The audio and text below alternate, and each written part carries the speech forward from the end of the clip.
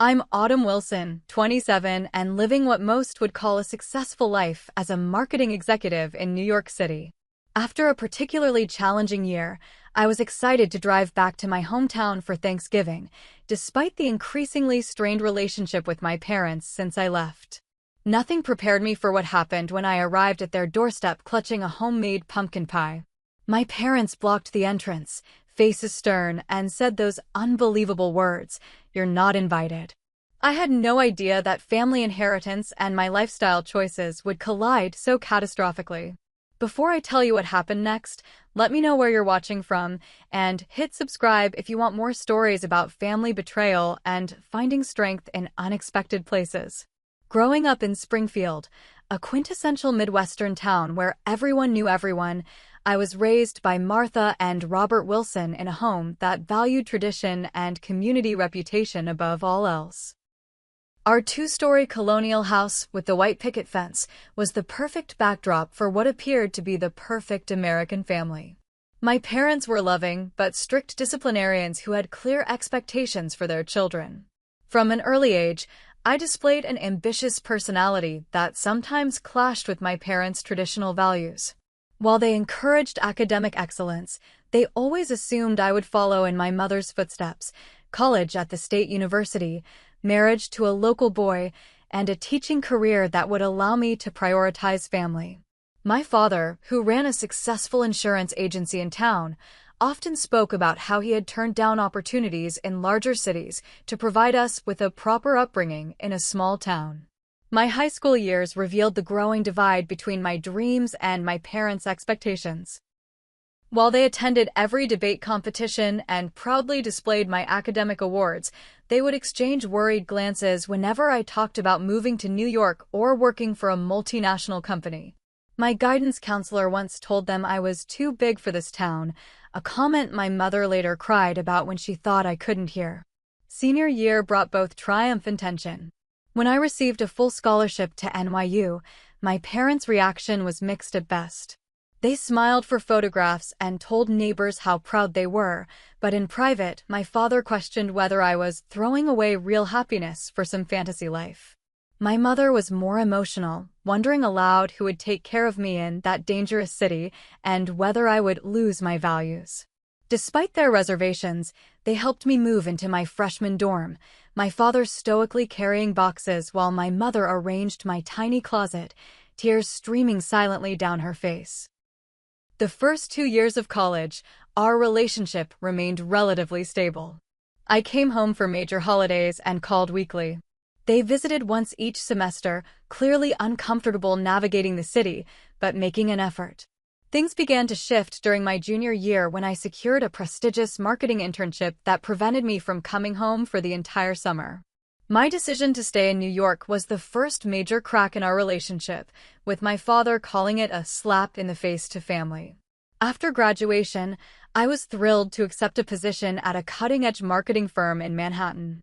My parents attended my graduation ceremony but declined my invitation to celebrate afterward, claiming they needed to get on the road before dark. I tried not to let their early departure diminish my accomplishment, but their absence at what should have been a family celebration stung deeply. Over the next 4 years, I built a life I was proud of. My tiny first apartment in a 6th-floor walk-up gradually gave way to a stylish one-bedroom in Chelsea that I could actually afford. Weekend brunches with friends, museum exhibitions, and the vibrant energy of the city became my normal. Meanwhile, my calls home grew shorter and less frequent, often ending with subtle jabs about my extravagant lifestyle or questions about when I would grow out of this phase.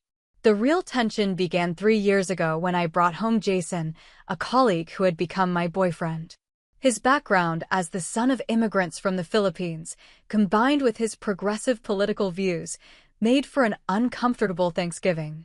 My father barely spoke to him, while my mother asked a series of inappropriate questions about his people and their traditions. When Jason politely challenged my father's views on immigration during dinner, the temperature in the room dropped 20 degrees. We left the next morning instead of staying the planned weekend. Jason and I broke up 2 months later, but my parents continued to reference him as evidence of how that city has changed you. Last year marked a significant turning point. My promotion to senior marketing director came with increased responsibilities that included managing our firm's holiday campaign for a major client. When I called to explain I couldn't make it home for Thanksgiving due to work commitments, my mother's disappointment quickly turned to accusation. "Family clearly means nothing to you anymore," she said, her voice cold in a way I had never heard before. "You've chosen your fancy job over the people who raised you." My father got on the phone to add that I had completely lost touch with real American values and was turning into one of those coastal elites. The conversation ended with my mother saying perhaps it was better this way, since they hardly recognized who I had become. I spent Thanksgiving in my office, finalizing campaign details with a knot in my stomach, wondering how the distance between us had grown so vast. This year had been particularly challenging. A failed relationship, the stress of managing bigger clients, and a growing sense of isolation had me yearning for the comfort of home, despite the tensions. Our phone conversations leading up to Thanksgiving had been brief and loaded with passive-aggressive comments. My mother mentioned their plans to host extended family, but notably never extended an explicit invitation to me. Still, family was family. I convinced myself that showing up with a homemade pie and genuine desire to reconnect would break through whatever resentments had built up. The Wednesday before Thanksgiving, I packed my car with overnight essentials, carefully placed the pie I had spent hours perfecting on the passenger seat, and began the 8-hour drive from New York to Springfield. As I navigated through the changing landscape, from urban sprawl to rolling countryside, I rehearsed conversations in my head, determined to find common ground with my parents again. I stopped at a roadside farm stand to buy a beautiful autumn centerpiece as a peace offering, imagining my mother's face softening at the thoughtful gesture. This year will be different, I told myself as familiar landmarks began to appear. We're still family underneath it all. How utterly wrong I was. The November air carried that distinctive Midwestern crispness as I pulled onto Maple Street, where I had spent the first 18 years of my life. Golden leaves crunched beneath my tires, and the late afternoon sun cast long shadows across front yards decorated with pumpkins and corn husks.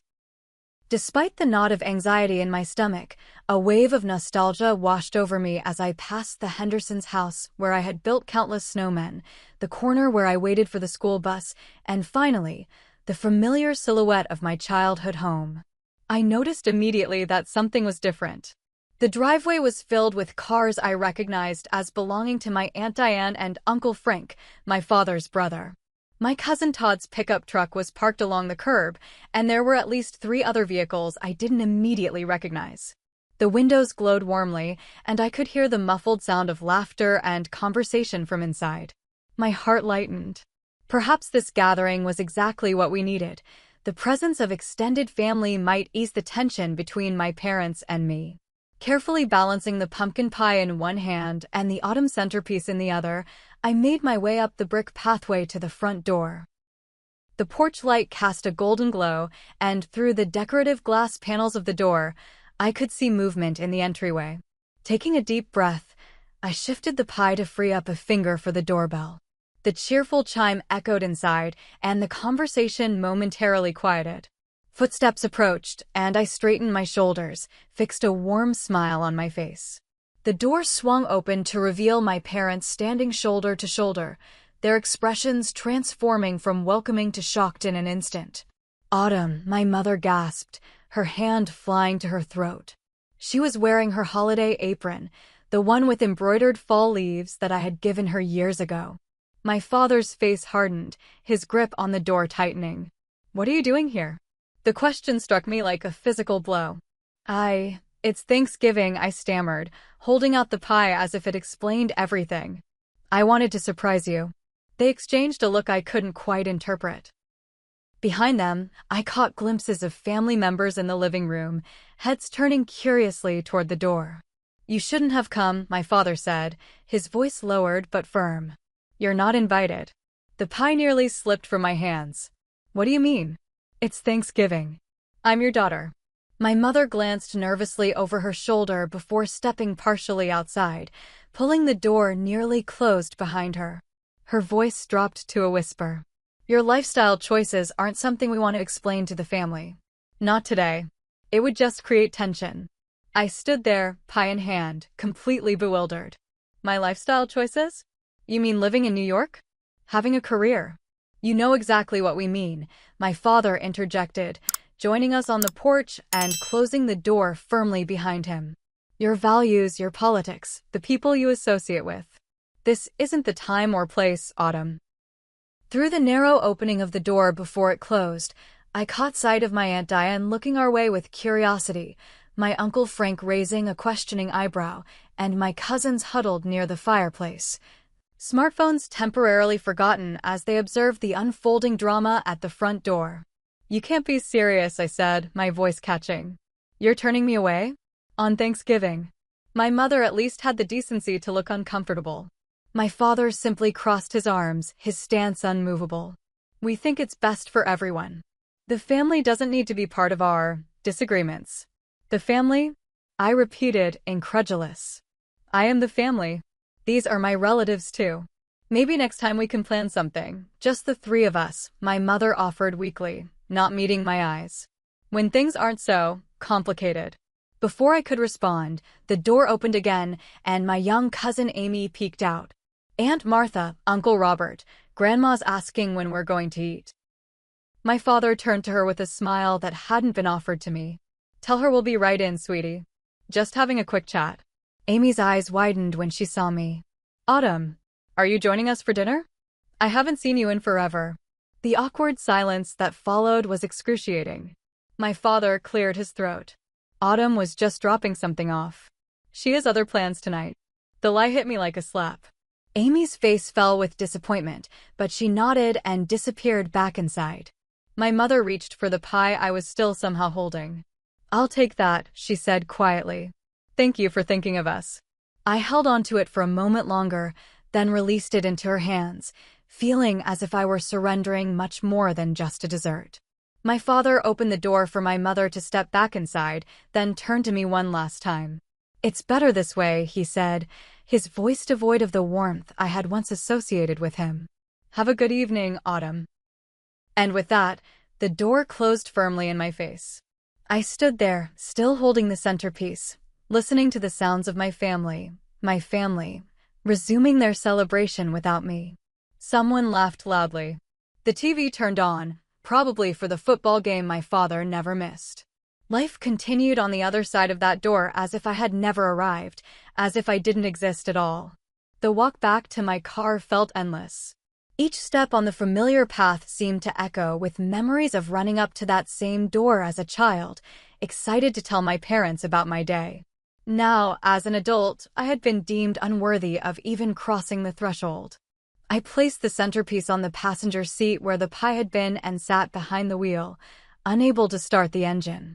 Through the front windows of the house, I could see silhouettes moving about, the perfect picture of a family Thanksgiving.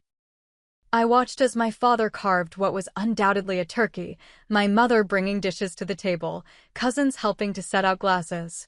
The scene was so normal, so familial, and I was on the outside looking in. My phone rang, startling me from my trance. My brother Kevin's name flashed on the screen. He was in California with his wife's family this year, unable to make it back to Springfield. Hey sis, his cheerful voice filled the car when I answered. Happy Thanksgiving. Did you make it home for the big family dinner? What's Mom's latest passive-aggressive comment about your job? The lump in my throat made it impossible to speak for a moment. Kevin must have sensed something was wrong. Autumn? You there? Yeah, I managed, turning the key in the ignition to drown out the sound of more laughter from the house. I'm here. Just not where I thought I'd be. The Lakeview Motel hadn't changed since high school, when it served as the scandalous destination for after-prom parties. The same faded blue doors, the same flickering neon sign missing the E in Lakeview, and likely the same tired floral bedspreads inside. I hadn't planned on spending Thanksgiving night in a roadside motel in my hometown, but driving 8 hours back to New York in my emotional state wasn't an option. Room 14 smelled of industrial cleaner barely masking decades of cigarette smoke. I sat on the edge of the bed, still wearing my carefully chosen Thanksgiving outfit, staring at the wall-mounted TV playing a rerun of a sitcom Thanksgiving episode. The irony wasn't lost on me. On screen, a family argued then reconciled with heartwarming music in the background. In my reality, there had been no opportunity for argument, no chance for reconciliation, just a door quite literally closed in my face. My phone buzzed with a text message. Expecting it to be Kevin following up after our brief, tearful conversation, I was surprised to see my cousin Zoe's name instead. I can't believe what they did. Are you still in town? Meet me at Riverside Cafe in 30 minutes. Zoe had always been the family rebel before I claimed the title. 5 years older than me, she had moved to Chicago after high school, much to the family's disapproval. We weren't particularly close growing up due to the age difference, but we'd connected more as adults, sharing the experience of being family outliers. The Riverside Cafe was one of the few spots in Springfield open on Thanksgiving evening, catering to travelers passing through and locals escaping family obligations. The bell above the door announced my arrival, and I spotted Zoe immediately, her copper hair visible from the doorway. She stood and wrapped me in a tight hug when I approached. "This is so messed up," she said as we sat in a corner booth. I couldn't stay there after I realized what happened. "You left the dinner?" I asked, surprised. Zoe had always been independent, but openly defying family gatherings was a new level of rebellion. "I made up an emergency at work," she said, stirring her coffee. "But honestly, I probably won't be invited back after the things I said to Uncle Robert." The waitress came by and I ordered coffee, though what I really wanted was something stronger. When she walked away, Zoe leaned forward, her expression serious. "There's something you need to know, Autumn. This isn't about your lifestyle or political views or whatever nonsense they fed you on the porch." "Then what is it about?" I asked, the knot in my stomach tightening. "Because I've been racking my brain trying to understand what I did that was so terrible they wouldn't even let me in the house." Zoe took a deep breath. "It's about Grandma Wilson's will." "Grandma's will?" I repeated, confused. "What does that have to do with anything?" "Everything," Zoe said grimly. "She changed it last month." "I know, because I drove her to her lawyer's office. She made me promise not to tell anyone, but after what happened today..." She paused, seeming to weigh her loyalty to our grandmother against her sense of justice. "You need to know the truth.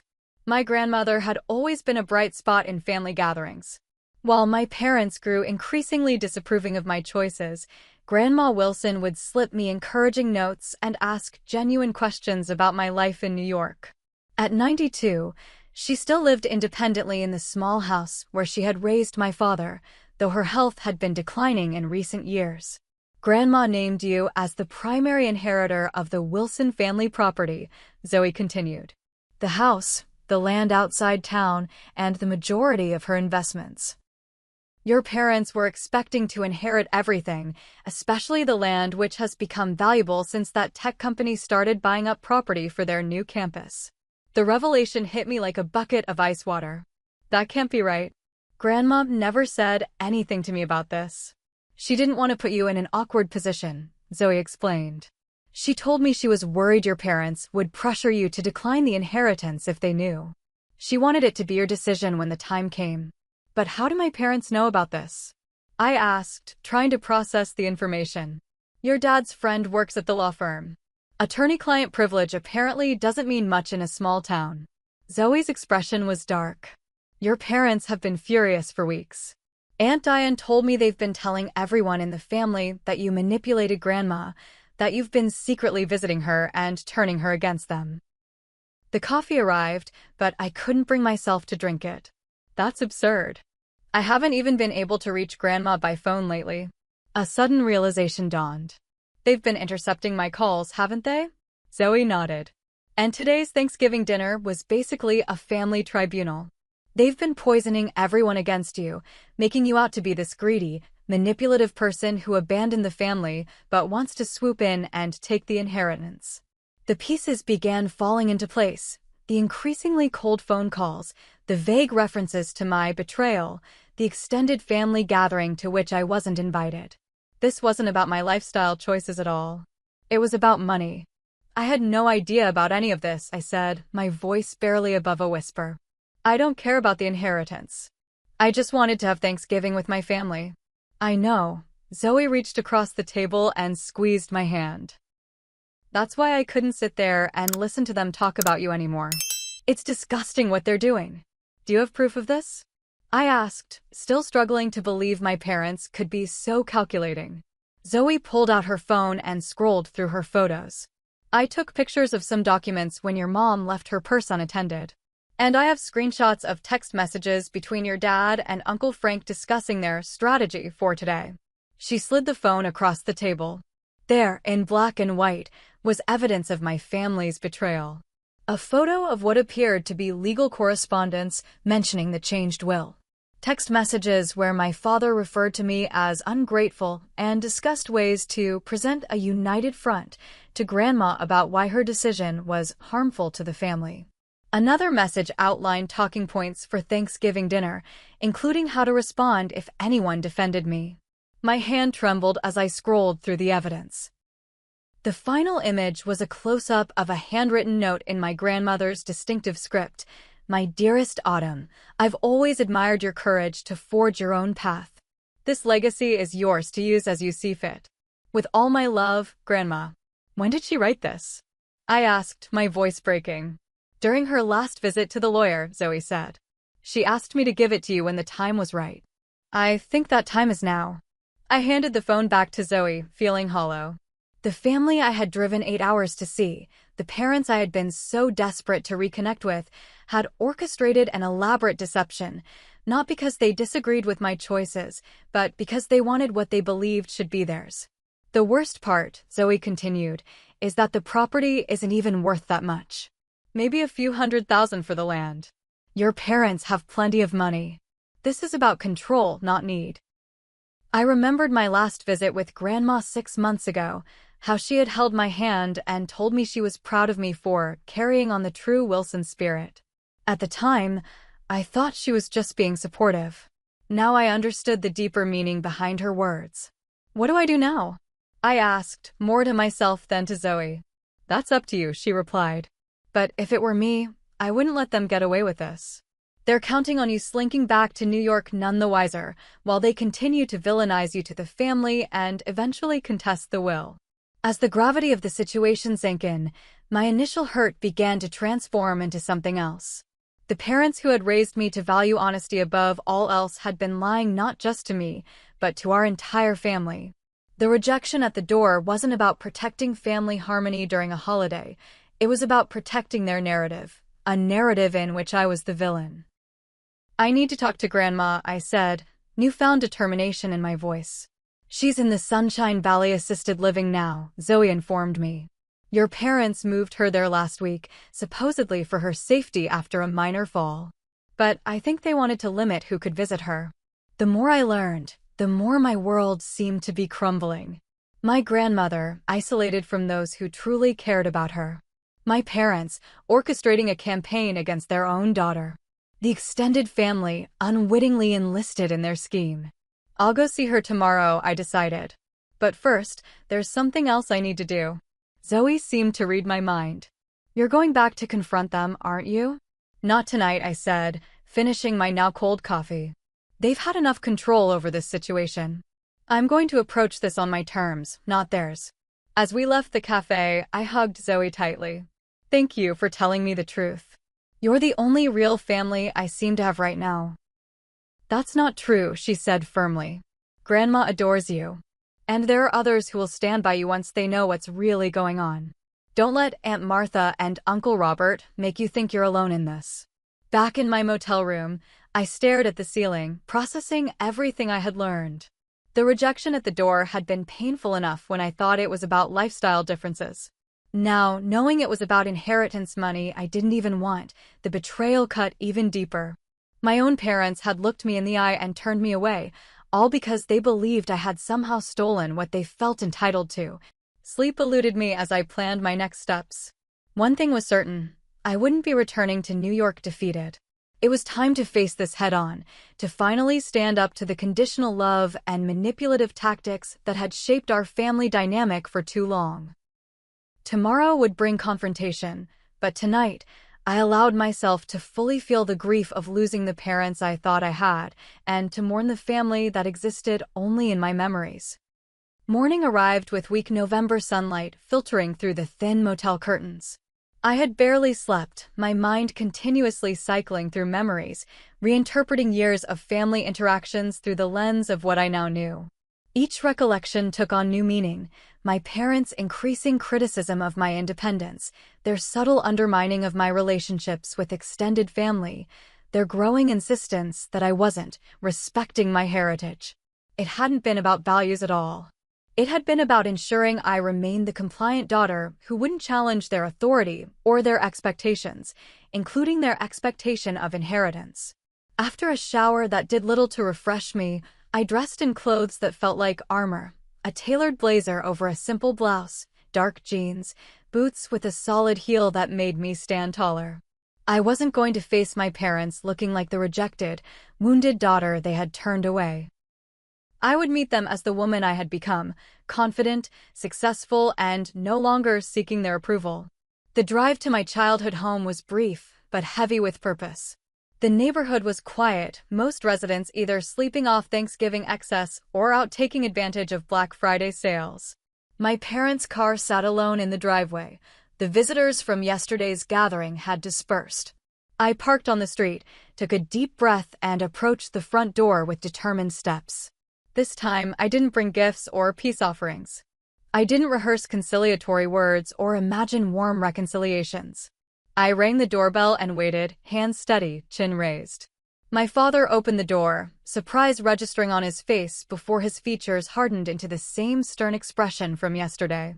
He was still in his bathrobe, coffee mug in hand, the morning newspaper tucked under his arm, the picture of suburban normalcy that now seemed like a facade.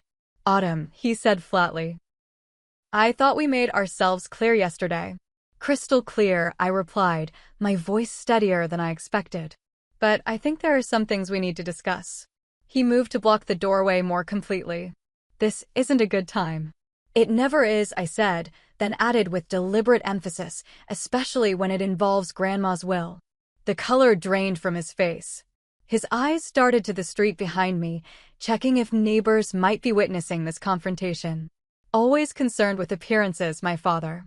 "I don't know what you're talking about," he attempted, but his voice lacked conviction.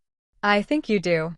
And we're going to talk about it, either out here where Mrs. Peterson across the street can hear everything or inside like civilized people.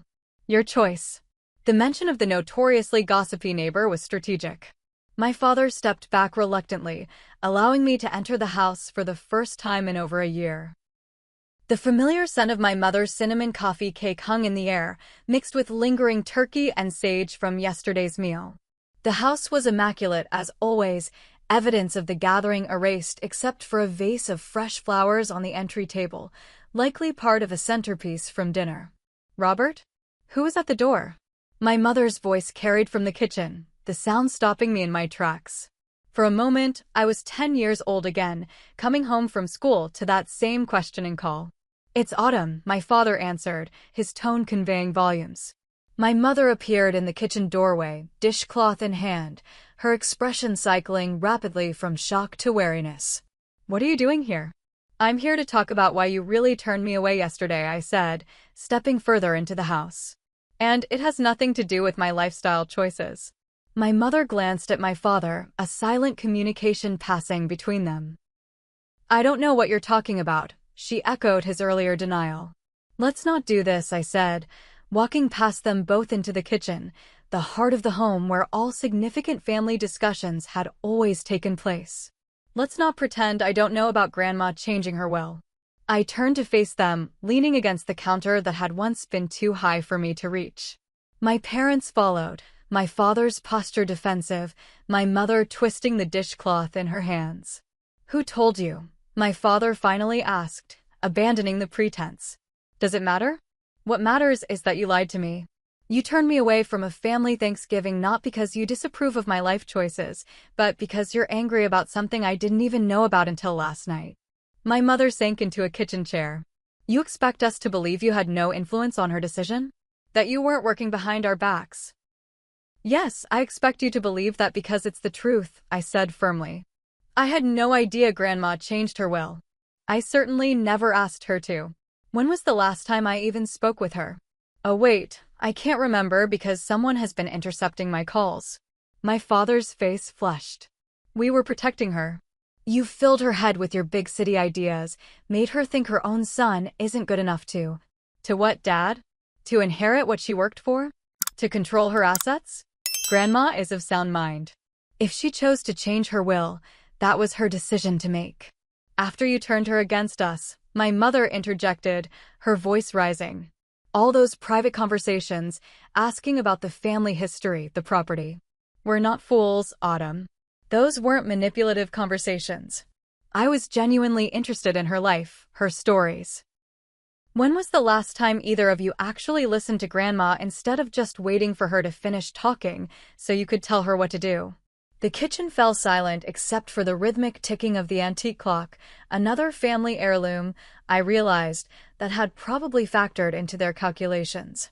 We built this family, my mother finally said, tears welling in her eyes. We dedicated our lives to creating stability, to upholding the Wilson name in this community. And now you get everything. The raw emotion in her voice would have moved me yesterday. Today, knowing what I knew, it just felt like another manipulation. I never wanted everything, I said quietly. I just wanted to be accepted for who I am. I drove 8 hours to have Thanksgiving with my family, not to claim an inheritance I didn't even know existed. You abandoned us, my father countered, his anger building. You took our sacrifices, our support, and then built a life that rejects everything we value. You left Springfield for your fancy city life, your progressive friends, my what, Dad? My career? My independence? My right to live authentically? When did those become crimes?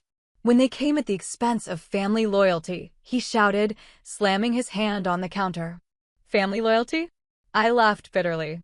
Is that what you call organizing a family gathering specifically to exclude me? Telling lies about me to relatives? Planning to contest Grandma's will before she's even gone? My mother's head snapped up. How do you know about that? I know a lot more than you think, I said, pulling out my phone. I've seen the text messages, the legal correspondence, the talking points you prepared to turn the family against me. Their faces confirmed what I already knew. It was all true. They had been systematically working to isolate me, to discredit me, all because of money and property. You had no right to look at private communications, my father sputtered, but the defense sounded hollow even to him. And you had no right to intercept my calls to Grandma, I countered. No right to lie to our family about me. No right to make financial decisions for a woman who is still capable of making her own choices. The conversation was growing heated enough that our voices had risen considerably. Through the kitchen window, I noticed Mrs. Peterson pausing while retrieving her newspaper, clearly trying to catch snippets of our argument. Your grandmother doesn't understand the implications of what she's done, my mother insisted. She's being sentimental, not practical. That property has been in the Wilson family for generations. It should stay with those who remained loyal to Springfield, to the family legacy. And there it is, I said softly.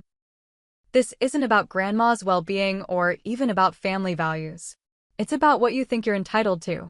What you think I don't deserve because I chose a different path. You never appreciated what we gave you, my father said, his voice dropping to a dangerous quiet.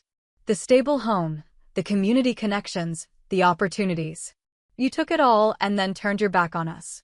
I never turned my back on you. The accusation stung because for years I had believed it was the other way around. I built a life I'm proud of, a life that makes me happy. I visit when I can, I try to maintain a relationship despite your constant criticism. But it's never enough because what you really want isn't a relationship, it's control. My mother was openly crying now, but I couldn't tell if the tears were from genuine emotion or frustration at being confronted. I never cared about the money, I continued, my own emotions threatening to overwhelm me. I care that my own parents would rather lie to our entire family, would rather turn me away from Thanksgiving dinner, than simply talk to me honestly about their concerns. What were we supposed to say? My father demanded. That your grandmother betrayed decades of family tradition to favor the grandchild who barely visits? That she's throwing away the future security of multiple family members for someone who probably won't even keep the property in the family. Each word revealed more about their true feelings, their fear of losing control, their resentment of my independence. It was like watching the foundations of what I thought was my family crumble in real time. "You were supposed to love me unconditionally," I said, my voice breaking despite my best efforts. "You were supposed to be happy that I've built a successful life, even if it's different from what you imagined. You were supposed to be my parents." The kitchen fell silent again. Outside, a car door slammed, and a neighbor called to another about Black Friday sales. Normal life continuing while my world was imploding. "We do love you," my mother finally said, though the words rang hollow after everything that had transpired. "We just don't understand the choices you've made." "No, you don't understand that they're my choices to make," I corrected her. "And apparently, they're Grandma's choices to make too." "Have either of you even asked her why she changed her will? Have you considered that maybe she has reasons that have nothing to do with me manipulating her?"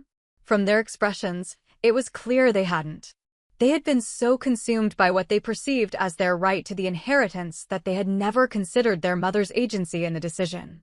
"I'm going to see Grandma today," I informed them, straightening up from where I had been leaning against the counter.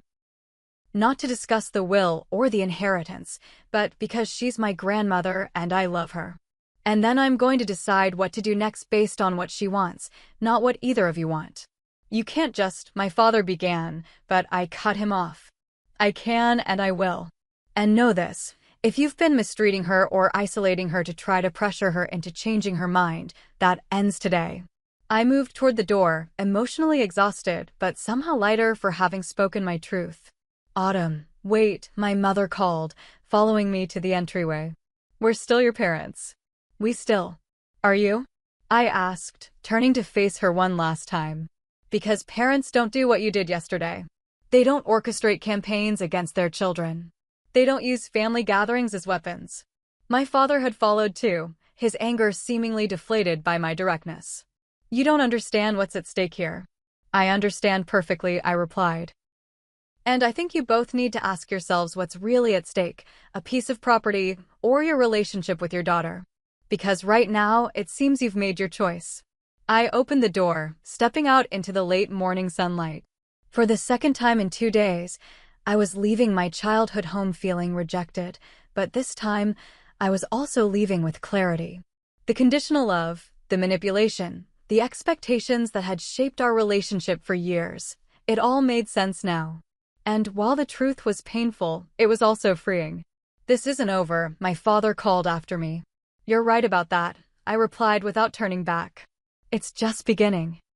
After leaving my parents' house, I drove aimlessly through Springfield, retracing routes I had traveled thousands of times in my youth. Past Springfield High School with its faded mascot painted on the gymnasium wall. Around the town square where I had worked summer jobs at the ice cream parlor and the bookstore. Through neighborhoods where childhood friends had lived, some of whom had stayed and built lives that mirrored their parents, others who had left and rarely returned.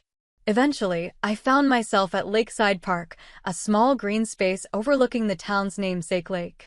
In high school, it had been the place to escape parents and teachers, to dream about futures beyond Springfield's borders.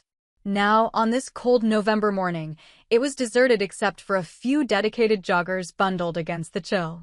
I sat on a bench facing the water, watching geese create ripples across the surface. The confrontation with my parents had left me emotionally drained, but also strangely calm. The truth, however painful, was preferable to the manipulative facade that had characterized our relationship for years. "Autumn? Autumn Wilson, is that you?" The voice came from behind me, familiar but unexpected. I turned to see Mr. Harrison approaching, my high school English teacher who had been the first to encourage my writing and my dreams beyond Springfield.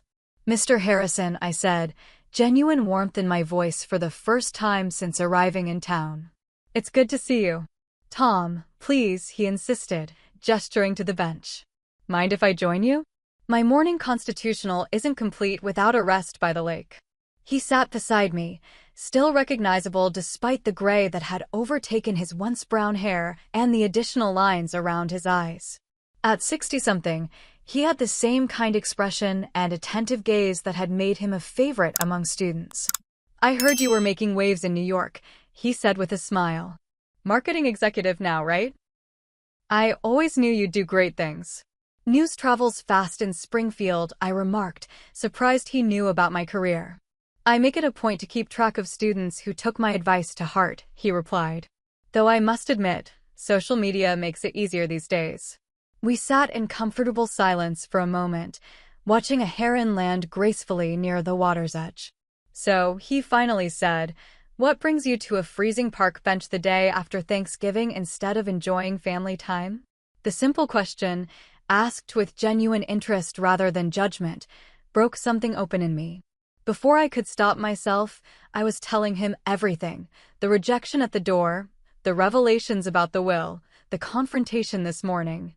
The words poured out of me, unfiltered and raw. Mr. Harrison, Tom, listened without interruption, his expression thoughtful. When I finally ran out of words, he sighed deeply. "I wish I could say I'm surprised," he said. "But I've been teaching in this town for 35 years. I've seen this pattern before: families who can't accept when their children outgrow the boundaries they've set." "Did you know my grandmother changed her will?" I asked. He nodded slowly. "Elizabeth Wilson and I serve on the library board together. She mentioned making some changes to her estate planning recently, though not the specifics. She seemed very at peace with whatever decisions she had made." The fact that my grandmother was still active in community organizations despite my parents' claims about her declining health was yet another revelation. "I don't know what to do," I admitted. I never wanted to be at the center of a family inheritance drama.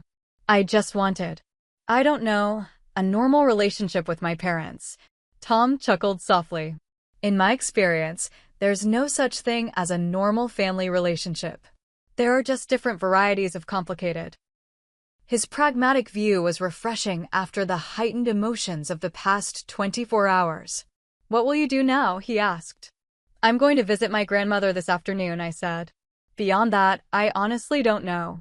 "Well," Tom said after a moment's consideration, "I know it's not the Thanksgiving you planned, but my wife Alice is hosting a bit of an orphan's dinner tonight. Friends who don't have family nearby or who need a break from their own relatives. You'd be more than welcome to join us." The unexpected invitation caught me off guard. I wouldn't want to impose. "Nonsense," he waved away my concern. "Alice always cooks for an army, and we have a tradition of welcoming last-minute guests. In fact, it's become our favorite part of the holiday, connecting with people outside our usual circle." The genuine warmth of his invitation was a stark contrast to my parents' rejection. "I'd like that," I found myself saying. "Thank you." "Excellent," he beamed, pulling out his phone. "Let me text you the address." We eat around 6, but people start gathering earlier. Very casual, very relaxed. As we exchanged contact information, I felt a small spark of hope rekindling. Perhaps this Thanksgiving wouldn't be a complete disaster after all. We parted ways shortly after, Tom continuing his walk around the lake, me heading back to my car with plans to visit Sunshine Valley Assisted Living. Before I could start the engine, my phone rang, an unknown local number. "Hello," I answered cautiously. "Autumn? Is that you, dear?" The wavering voice of my grandmother sent a rush of emotion through me. "Grandma." "Yes, it's me. I've been trying to reach you for weeks." "Oh, I know, sweetheart. These new helpers they've assigned me are always forgetting to bring me the phone. But I saw Tom Harrison at breakfast in the dining room, and he mentioned running into you." I cornered one of the nicer aides and insisted she let me call right away. My grandmother's mental acuity contradicted everything my parents had implied about her condition. "I was planning to visit you today," I told her. "Wonderful. Come for lunch. The food here is atrocious, but we can laugh about it together. And Autumn? We have much to discuss, away from certain interfering parties." Her conspiratorial tone made me smile despite everything. "I'll be there at noon, Grandma." "Perfect. And Autumn? I'm so glad you came home, even under these circumstances." After hanging up, I sat in my car contemplating how quickly life could change. 24 hours ago, I had been driving to Springfield full of hope for family reconciliation. Now I was navigating family betrayal, unexpected allies, and a grandmother who was clearly more aware of the situation than anyone had given her credit for. The Tom Harrison household proved to be exactly the balm my wounded spirit needed. Their craftsman-style home on Elm Street was filled with books, eclectic art, and the most diverse group of people I had encountered since leaving New York. Alice Harrison, a retired pediatrician with silver hair and infectious laugh lines, welcomed me as if she had been expecting me all along. "Tom told me about your situation," she said quietly as she took my coat. "Just so you know, we're a judgment-free zone here. Everyone at this gathering has a complicated family story." The living room was filled with about 15 people of various ages and backgrounds. Tom introduced me around.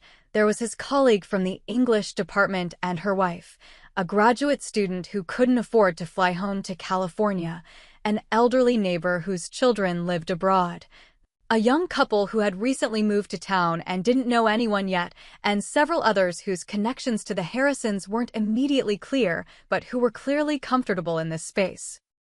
"We call it our chosen family Thanksgiving," Alice explained as she handed me a glass of wine. "Blood relationships are just one type of connection. Sometimes the family we build is more nourishing than the one we're born into." The contrast between this warm, accepting gathering and the cold rejection at my parents' door couldn't have been more stark. Here, differences in age, background, and life choices were topics of interested conversation rather than judgment. People shared stories of their own family complications without shame or defensiveness. During dinner, served buffet-style with everyone finding seats wherever they could throughout the house, Alice sat beside me on the window seat in the dining room. "Tom mentioned you had a difficult encounter with your parents," she said, her voice kind but not pitying. "I hope you don't mind, but that struck a chord with me. My own parents disowned me when I decided to go to medical school instead of marrying my high school boyfriend." "What happened?" I asked, grateful for someone who might understand my experience. 30 years of estrangement," she said matter-of-factly. "They missed my medical school graduation, my wedding to Tom, the adoption of our children. By the time my father was ready to reconcile, my mother had passed away, and he was in the early stages of dementia. We had 3 good years before he died." "That's heartbreaking," I said, trying to imagine decades of the pain I was currently feeling. "It was," she agreed. "But it also taught me something valuable. Family is ultimately about choice. My parents chose their rigid expectations over a relationship with me. I chose to create a different kind of family, one based on acceptance rather than control." Her words resonated deeply with my current situation. "My visit with my grandmother today was eye-opening," I shared. "She's completely lucid and fully aware of what my parents have been doing. She changed her will deliberately, not because I influenced her, but because she wanted to break a pattern she sees in the family." "Sounds like a wise woman," Alice commented. "She is. She told me that property and inheritance have been used as control mechanisms in the Wilson family for generations. Her own father-in-law threatened to disinherit my grandfather if he married her because she was too independent-minded. She doesn't want that pattern to continue." Before Alice could respond, my phone rang. Seeing my brother Kevin's name on the screen, I excused myself to take the call in the Harrisons' peaceful backyard. "Autumn, what the hell is going on?" Kevin demanded without preamble. "I just got off the phone with Dad, and he's saying you're trying to steal Grandma's property? That you've been manipulating her behind everyone's backs." The accusations, now coming from my brother, stung anew. "None of that is true, Kevin. Have you talked to Grandma?" "No, Dad said she's not well enough for lengthy calls." "That's another lie," I said firmly. "I spent 3 hours with her today. She's sharp as ever and fully aware of what she's doing with her will. More importantly, she's aware of how Mom and Dad have been intercepting her calls and isolating her." There was a long pause on the other end of the line. "I don't know what to believe," Kevin finally said, his voice uncertain. "Then talk to Grandma yourself," I urged. "Don't take my word for it, and definitely don't take Mom and Dad's. Call Sunshine Valley Assisted Living directly and ask to speak with Elizabeth Wilson. Judge for yourself if she sounds mentally incompetent." "This is so messed up," Kevin sighed. "I'm supposed to be enjoying Thanksgiving with Megan's family, not dealing with some Wilson family civil war. I know, and I'm sorry. But Kevin, you need to understand that I didn't start this. I drove 8 hours to have Thanksgiving with the family, and they literally shut the door in my face. Then I found out it was all because of money I didn't even know about or ask for. Another long pause. I'll call Grandma, he finally promised. And Autumn? I'm sorry about Thanksgiving. That's really twisted, regardless of what else is going on. His acknowledgement of the wrong done to me brought unexpected tears to my eyes. Thanks, Kev. That means a lot. I'll call you back after I talk to Grandma, he said. And hey, maybe I could visit you in New York soon? It's been too long. I'd like that, I said, realizing how much I missed my brother, who had always been caught in the middle of the family dynamics. When I returned inside, the gathering had evolved into smaller conversation groups, with Tom leading an animated discussion about classic literature in one corner, while Alice and several others played a board game at the dining table. No one pressured me to share what had happened on the phone or to explain my slightly red eyes. They simply made space for me to rejoin when I was ready. As the evening progressed, I found myself sharing stories of New York, listening to tales of small-town Springfield I had never heard despite growing up here, and laughing more than I had in months. When it was time to leave, both Tom and Alice hugged me warmly. Remember, Alice said as she walked me to the door, family is what you make it. Sometimes the most healing relationships are the ones we choose for ourselves. Back at the Lakeview Motel, I found myself unexpectedly at peace. This Thanksgiving had been nothing like what I had planned, but it had given me something I desperately needed: clarity about my family and a reminder that connection could be found in unexpected places. As I prepared for bed, my phone buzzed with a text from Kevin. Talked to Grandma. You're right about everything. We need to talk tomorrow. Love you, sis. It wasn't the family reconciliation I had driven to Springfield hoping for, but it was a start. And for the first time since arriving, I felt grateful to be here, facing these truths head-on rather than continuing in blissful ignorance of what my family had become. The following morning brought a clarity that only a good night's sleep after emotional upheaval can provide.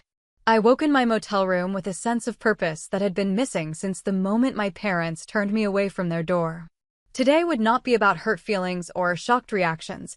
It would be about finding a path forward that honored truth and set boundaries that should have been established years ago.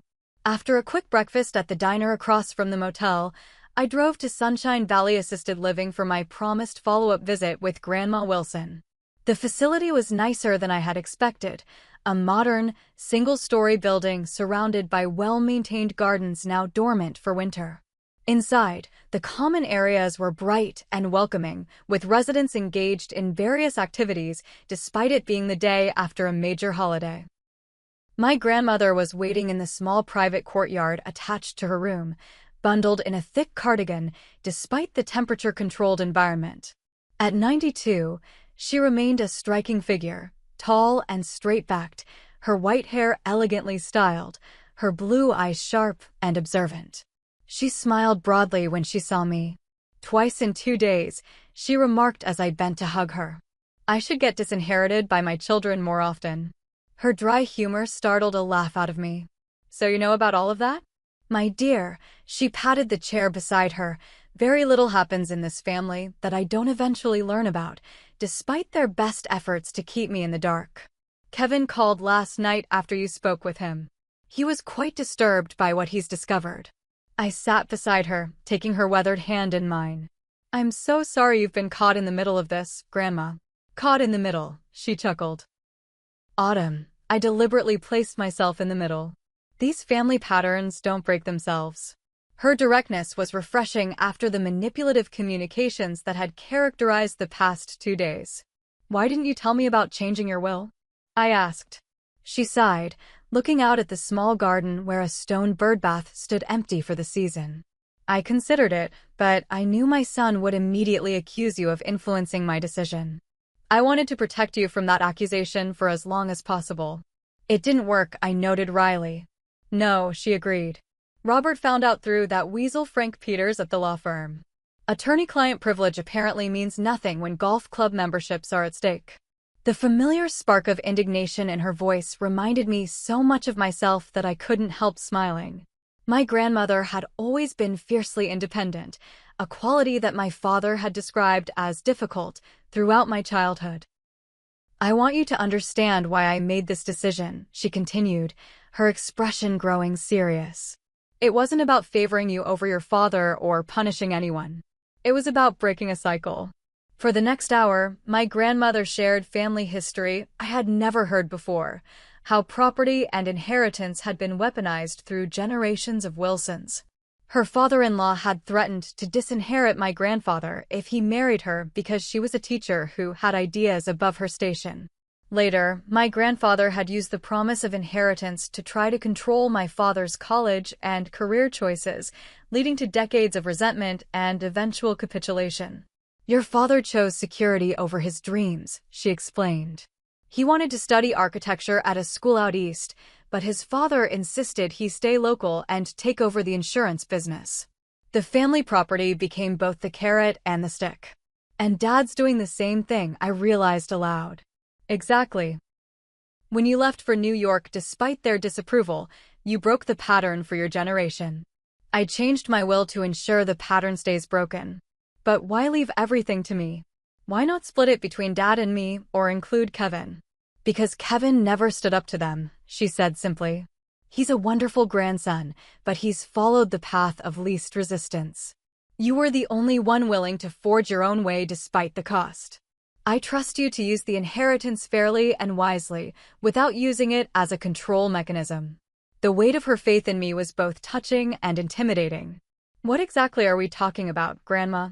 What assets are involved?" She reached for a folder on the small table beside her. "I had my lawyer prepare this summary for you. The main assets are the original Wilson family home where I lived until recently, 5 acres of land outside town that's become valuable due to development in the area, and my investment portfolio, which is modest but well managed." I scanned the documents, surprised by the total value. "This is a significant amount, but not the fortune Mom and Dad seem to think." "No," she agreed. "Their reaction isn't really about the money.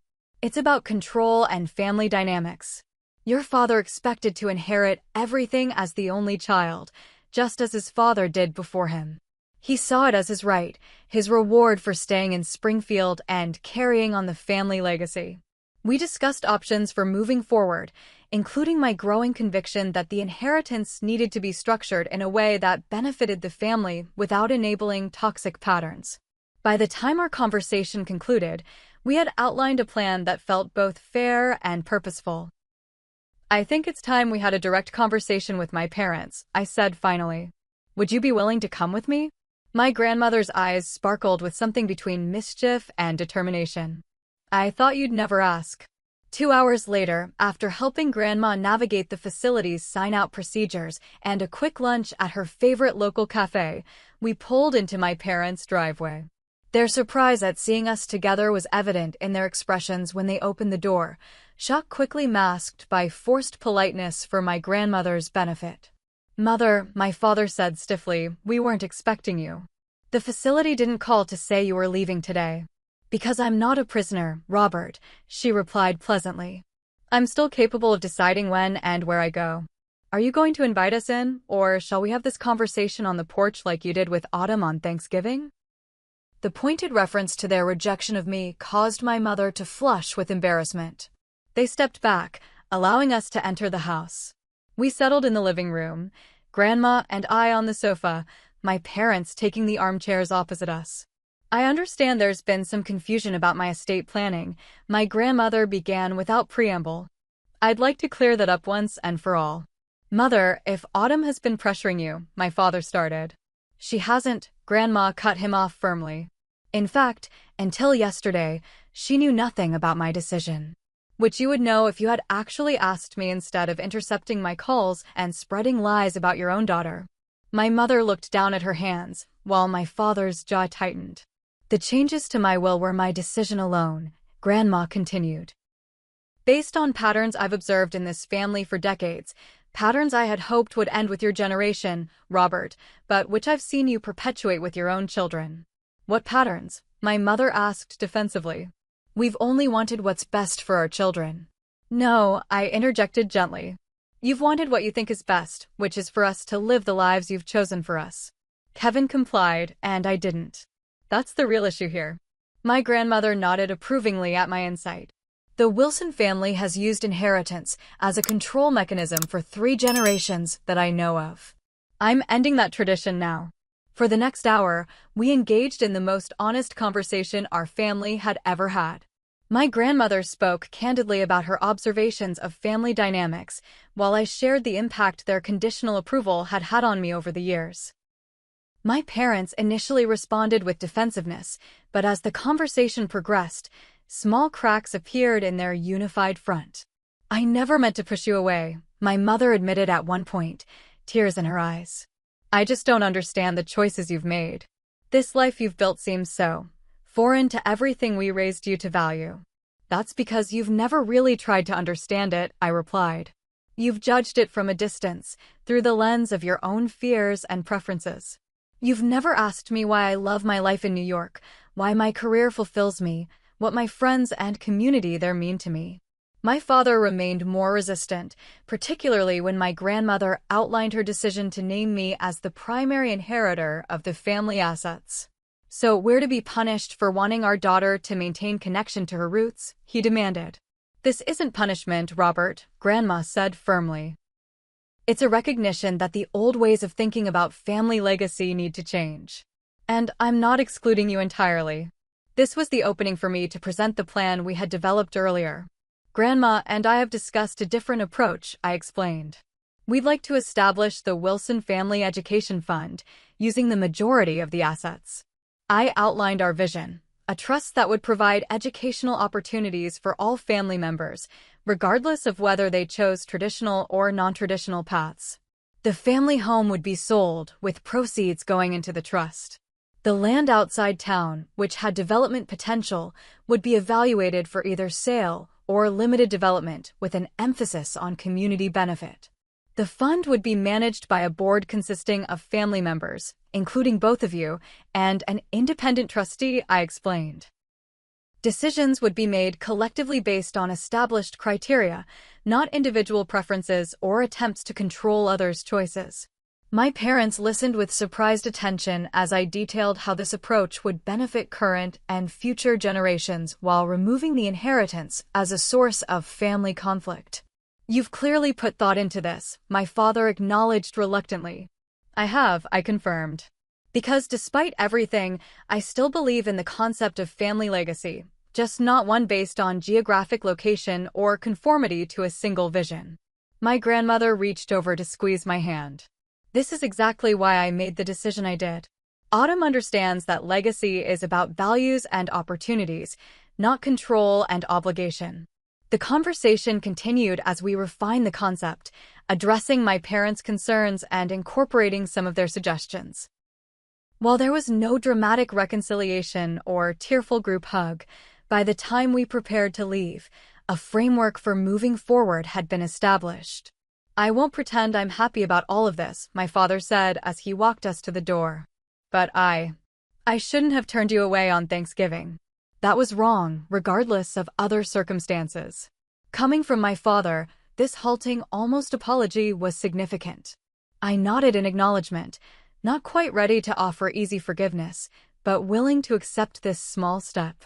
We'll be in touch about next steps for the trust, I said. And maybe we can try a family dinner again sometime. On neutral ground. My mother looked hopeful at this suggestion. We'd like that, she said, glancing at my father for confirmation. He gave a short nod, his expression still guarded but no longer hostile. As Grandma and I drove away, she patted my knee. Progress, she said simply. Not perfection, but progress. That evening, I had a final dinner with my unexpected support system. Zoe joined me at Mr. Harrison's house, where the previous night's Thanksgiving orphans had reconvened for leftovers and board games.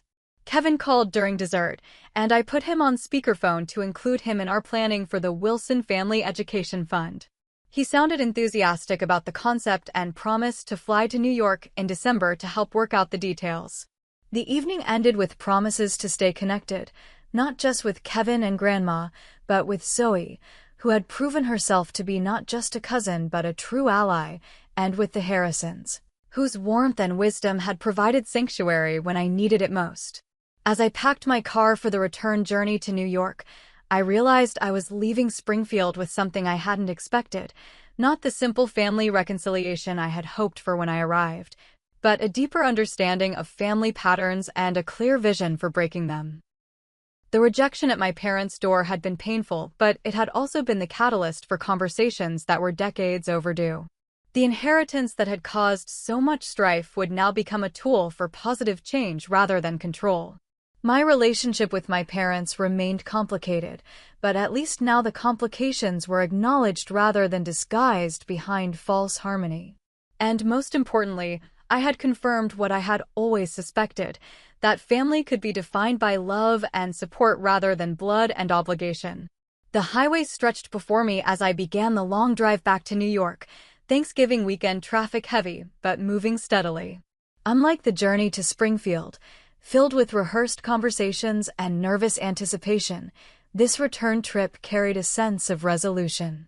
Not everything was fixed. Some things might never be fully repaired, but I was no longer carrying the burden of seeking approval I might never receive. My phone rang through the car speakers. Kevin again.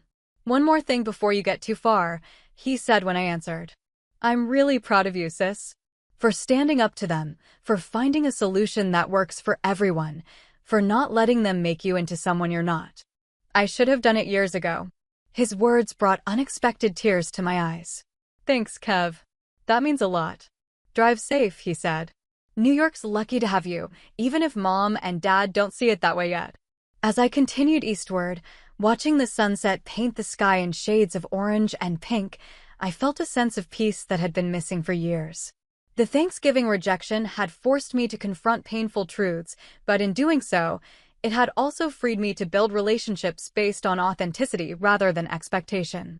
Sometimes, I realized, the door that closes in your face is the one you needed to stop knocking on anyway. 3 months later, I stood at my apartment window watching snow fall gently over New York City. The Christmas season had transformed the concrete jungle into a wonderland of lights and decorations, a stark contrast to the emotional darkness I had experienced during Thanksgiving. My Chelsea apartment, once just a symbol of my independence, now felt like a true sanctuary, a place where I could be authentically myself without judgment or conditions. The Wilson Family Education Fund had been established shortly before Christmas, with the legal documents signed during a surprisingly civil meeting attended by my parents, Kevin, Grandma, and me. The family home had sold quickly to a young couple expecting their first child, bringing Grandma a sense of satisfaction that new life would fill those rooms. The land outside town was still being evaluated for development options, with an emphasis on creating affordable housing that would benefit the community, a purpose that even my father had grudgingly admitted was worthwhile. My relationship with Grandma had blossomed into something even stronger through our weekly phone calls, unintercepted now that she had her own cell phone and had become surprisingly adept at texting and video chats for a nonagenarian. Her wisdom and perspective continued to guide me, especially as I navigated the complicated new dynamics with my parents. Our communication remained limited and careful, holiday cards exchanged, occasional text messages, one brief phone call on Christmas Day. The wounds were still healing, the trust still being rebuilt incrementally. I had no illusions about a perfect reconciliation, but there was a new honesty between us that felt like the foundation for something healthier than what we had before. Cousin Zoe had become a regular presence in my life, our shared experience during Thanksgiving creating a bond that weekly video chats and planned spring visit to Chicago would only strengthen. She had stood firm in her support of me even when other family members pressured her to pick a side, and her courage had inspired several cousins to reach out independently, curious about the real story behind the Thanksgiving drama. The Harrisons remained unexpected but treasured connections. Tom and I exchanged emails about books and writing, while Alice occasionally sent care packages with homemade cookies and thoughtful notes about creating chosen family. Their kindness during my darkest moment in Springfield had shown me what genuine acceptance looked like, something I had rarely experienced from my biological family. The most significant transformation, however, had come in my relationship with Kevin. True to his word, he had visited New York in December, spending a long weekend exploring my world with genuine curiosity rather than the preemptive judgment our parents had always displayed. We had talked more openly than ever before about our childhood, our different coping mechanisms for dealing with our parents' expectations, and our hopes for building a stronger sibling relationship independent of family dysfunction.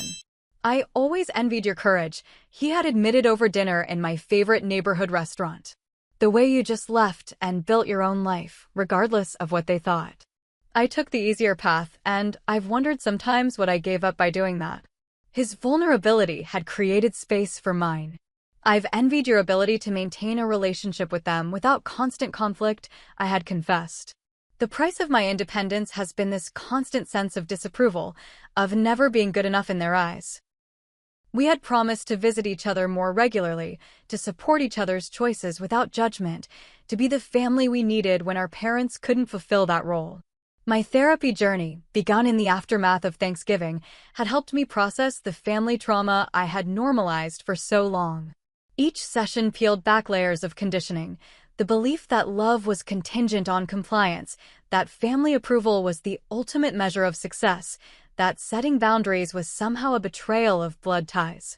"You're not responsible for their emotions or expectations," my therapist reminded me regularly. "You're only responsible for living authentically and setting healthy boundaries." This mantra had become something of a personal credo, especially when doubts crept in or when well-meaning friends suggested I should just forgive and forget for the sake of family harmony. I was learning that true forgiveness didn't require forgetting or pretending harm hadn't occurred. It meant releasing the expectation that my parents would ever be different than they were, while protecting myself from further hurt. Professionally, I had channeled the emotional clarity gained from the Thanksgiving experience into unprecedented success. My ability to set boundaries, to trust my instincts, and to advocate for my vision had led to the most successful marketing campaign of my career. My boss had noted the change during my year-end review. "There's a confidence in your presentations lately, a certainty that wasn't there before," she had observed. "Whatever sparked this transformation, keep it going." Little did she know that being literally turned away from my family home had been the catalyst for this new professional assurance. Once you've survived your deepest fear, rejection by those who are supposed to love you unconditionally, business challenges lose much of their power to intimidate.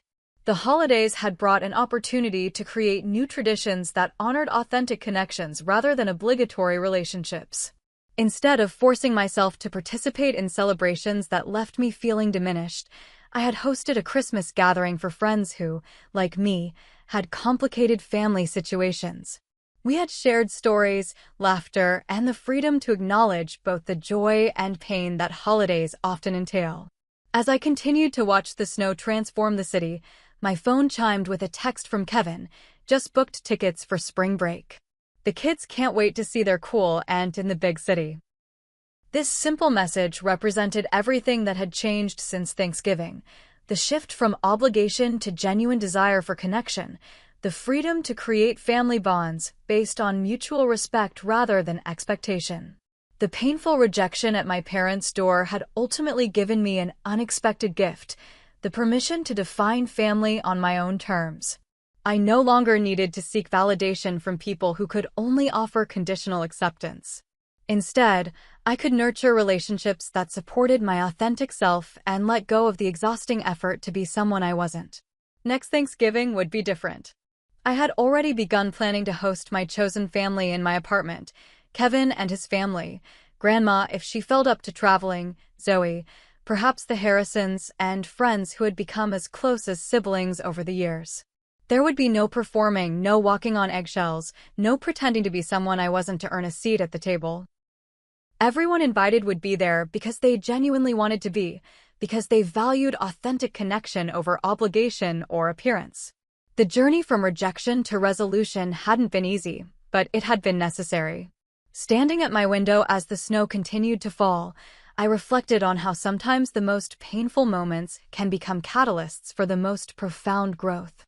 Being turned away from my childhood home had forced me to confront the truth about my family dynamics and, in doing so, had freed me to build a life based on genuine love rather than conditional acceptance. The door that had closed in my face on Thanksgiving had ultimately opened a path to something far more valuable: the courage to define family based on love, respect, and acceptance rather than DNA or obligation. Sometimes, the family we create matters more than the family we're born into. Have you ever experienced rejection from those who were supposed to love you unconditionally? How did you handle it? I'd love to hear your stories in the comments below. Please like this video if my journey resonated with you, subscribe for more stories about finding strength in difficult situations, and share with anyone who might be struggling with family expectations this holiday season. Remember, you're not alone, and sometimes the most painful moments can lead to the most beautiful transformations.